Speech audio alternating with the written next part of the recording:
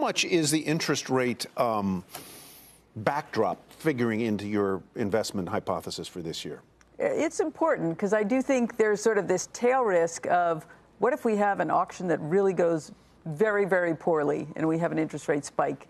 That, I think, will have a very direct and harsh effect. Hurt the markets. Yes. So I think about that. To the extent that rates rise because the economy is doing well and there is some inflation, but not a worrisome amount, that's sort of okay. I'm more worried about that tail issue, though. Steve?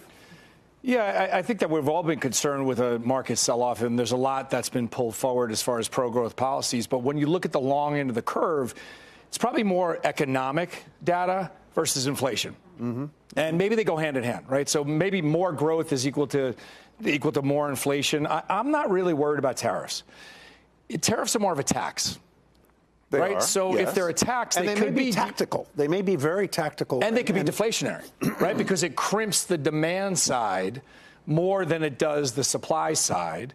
So, and they're shorter term duration. Mm-hmm. So it's not something that's, maybe what was... you mean tariffs are shorter term in duration? A shorter term effect on the overall economy versus what was Powell's famous term? Transitory. So it has the ability to be more transitory than anything else. But I think people are so focused on pro-growth. That's why interest rates have moved up. It's a reflection of a growth hypothesis. Julie, thoughts on the interest rate trajectory this year and how important it's going to be for equities? It looks like there's a consensus, obviously, that the Fed and the person that Steve was just, Adriana, who Steve was talking to, sort of said the same thing. We're going to move slower than maybe you would have thought 6 months ago. Yeah, and I actually don't think they ever really changed their narrative. If you go back to December of last year, they were saying that they were going to cut rates 3 times next year. And guess what? They were right, but most of the market had them at 6 or 7. Yes. And so I'm inclined to believe them this time around because they were right and they kind of know what they're going to do and they can kind of control what they're going to do.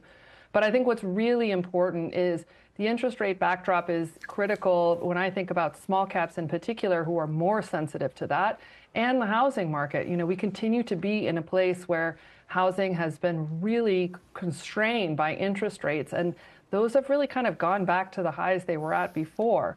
And I think considering how much consumer wealth is tied up in houses, it's important to understand that in terms of their ability to continue to spend the way that they have been. Julie, I'm going to turn to Tim here in just a minute. Stay with me, Mr. Camera, because something just happened that was really quite providential. A piece of confetti from the other night just fell from the ceiling here, Tim, and I want you to think about whether that is a talisman of the market in 2025. First of all, providential. Great pull on that. I tell you what, I think, Tyler, maybe it's just that you're in the studio with us one more time here. I mean, this is an exciting day. It's great to see you. Happy New Year. I don't know if confetti got all the way into the I do NASDAQ clean up, too, man. I'm available. I'll clean and sweep and